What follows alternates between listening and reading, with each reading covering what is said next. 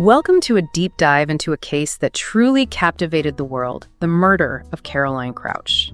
It all started with what seemed like a horrific home invasion in Greece back in 2021. But as we know now, the truth was far, far darker. Yeah, this case, it really got under people's skin, At first, everyone was just horrified by the brutality of it all, this supposed home invasion. But then to realize that the husband, Bavis, was behind it all along. Chilling. It's hard to wrap your head around, right? Going to such lengths to hide a crime. So for anyone needing a refresher, let's take it back, rewind to that initial story Bavis told the police. What exactly did he say happened that night? Okay, so Bavis claimed that 3 masked men, they broke into their home while he and Caroline were asleep. This was in a suburb of Athens, by the way. And he went into detail, really vivid descriptions. He said they tied him up, covered his eyes with duct tape, threatened him at gunpoint. He even said they had specific guns, a black pistol, a silver Colt. Wow, he was very detailed. Trying to make it seem like a completely random, terrifying attack. Exactly. And to solidify that whole home invasion gone wrong story, he said the intruders were demanding to know where they kept their cash, and that they finally found, get this, 10,000 euros hidden in a Monopoly box. Like something straight out of the movies. The hidden loot trope, Totally. He said they took jewelry too, ransacked the house. But the truly awful part, the center of his story, was Caroline's murder. He told the police they suffocated her right there in front of him with a pillow. He even went so far as to say they threatened their baby with a gun. Such a calculated detail designed to get the maximum sympathy, the maximum horror. But even in that very first version of events, there were cracks in his story, right? Things that just didn't sit right with the investigators. Oh, for sure. Red flags all over. For one thing, Bavis was insistent about the intruders getting into the house through a small basement window. Which, logistically, for multiple adults, seems a little far-fetched. Exactly. The police, they were like, how'd they even fit? Especially based on how Bavis described these guys, their size. So, right off the bat, the physical evidence isn't quite matching up. Okay, but what about witnesses? A struggle like that, breaking in, ransacking someone, would have heard something, right? You'd think so, wouldn't you? But here's the thing, and this is where it gets even more suspicious. The police, they talked to neighbors, and not a single one reported hearing anything unusual that night. No sounds of a struggle, no shouting, nothing. The only sound anyone mentioned was the family dog, Roxy, whimpering. Which, again, seems odd. You'd expect a dog to be going crazy, barking if strangers are breaking in, if there's a fight going on. Right. The lack of any noise complaints from neighbors, it just immediately cast doubt on that whole violent struggle part of his story. So the foundation of his narrative is already starting to crumble. What was the next piece of the puzzle that really started to unravel things, expose this web of lies he'd created? Well, this is where technology really enters the picture. Remember how Bavis claimed those intruders ripped the memory card right out of the living room security camera? Right, like they were trying to cover their tracks. Except the data recovered from that camera, it told a very different story.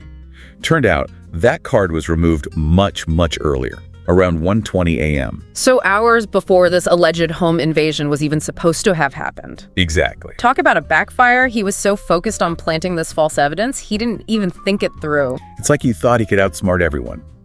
But the real smoking gun, the thing that really nailed it, was Caroline's smartwatch data. The silent witness, recording everything. You got it. It was tracking her pulse, and what it captured, well, is pretty damning. This is where it gets really interesting. What did that data show? So Caroline's smartwatch, right? It painted this whole other timeline, completely different from what Bavis was trying to sell. The data showed that at 3:58 a.m., her heart rate was totally normal, like peacefully sleeping, just as you'd expect. Right. But then, just a few minutes later, 4:05 a.m., her pulse, it spikes, like shoots up by 50%. Whoa. Okay, so a massive adrenaline dump. Something terrified her. Right. You got it. That kind of spike. Someone startled awake. Real fear. Major stress. But here's where Bavis's story just completely falls apart. According to that smartwatch, Caroline's heart, it stopped beating completely at 4:11 a.m. Hold on. That's a full hour before he even claimed those intruders got into the house. Precisely. This smartwatch data, it's cold, hard proof, her time of death. nowhere near when Babbis claimed. It's like the walls are closing in on him at this point. Evidence just piling up. No kidding. And remember how he'd gone into all that detail about being tied up, gagged? Claimed he managed to call the police using his nose. Which, honestly, always seemed a little out there. Right. So the police, they're thorough, they test it, try to recreate the whole scenario, see if it's even possible, and guess what? Couldn't do it. Nope.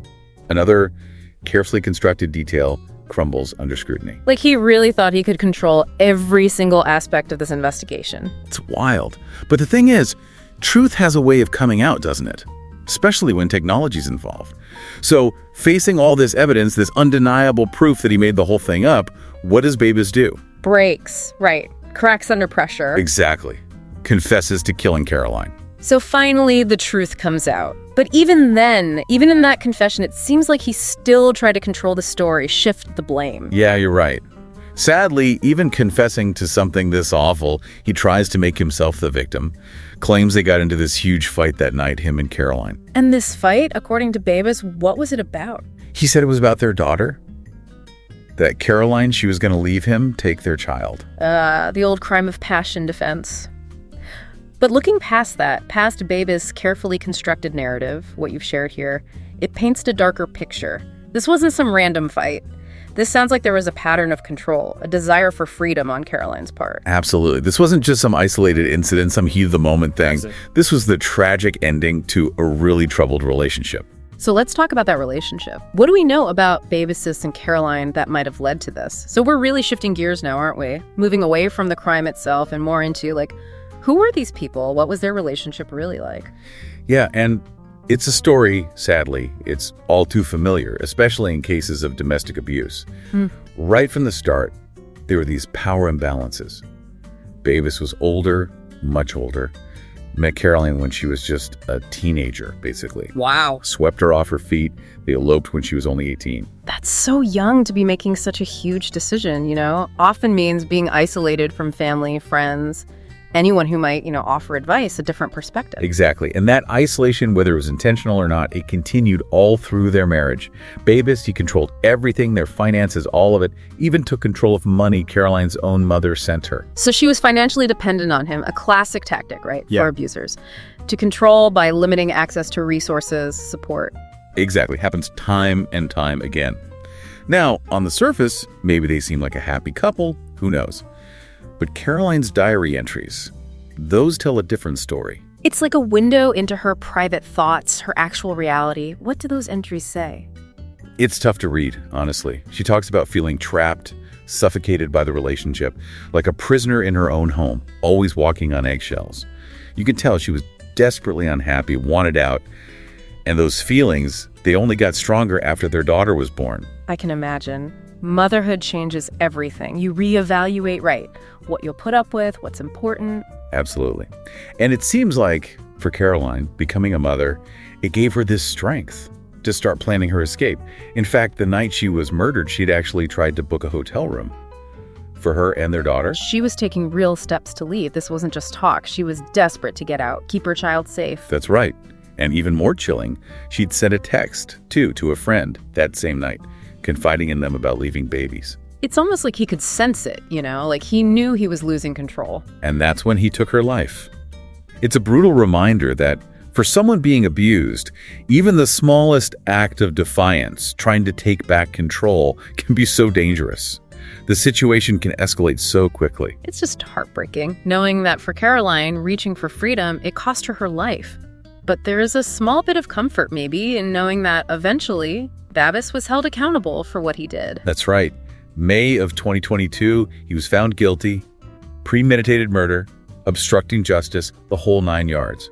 Got life in prison. Still doesn't bring Caroline back, but at least there's some justice. This whole case, with all its twists and turns, it's really a lesson in critical thinking. Things aren't always what they seem, not even close. You said it. It's so easy to get caught up in a story, the headlines, but we've got to look deeper, question what we're told, consider everything. And it's a stark reminder, too, that domestic abuse, it's not always physical. It's about power, about control. 100%. And for a victim trying to leave, that can be the most dangerous time of all. This case, this is a tragic example of that. And as we wrap up here, we just want to say, at anyone listening, if you or someone you know is going through something like this, if you're experiencing abuse, you are not alone. There's help out there. Please reach out to someone you trust, a friend, a family member, or call a domestic violence hotline. There are people who want to help, who understand your safety. It comes first. It's a sobering thought to end on. Thanks for joining us for this deep dive into the tragic case of Caroline Crouch. We encourage you to think about the warning signs of domestic abuse. And remember that behind every headline, there's a story, a life, and people forever changed by these events.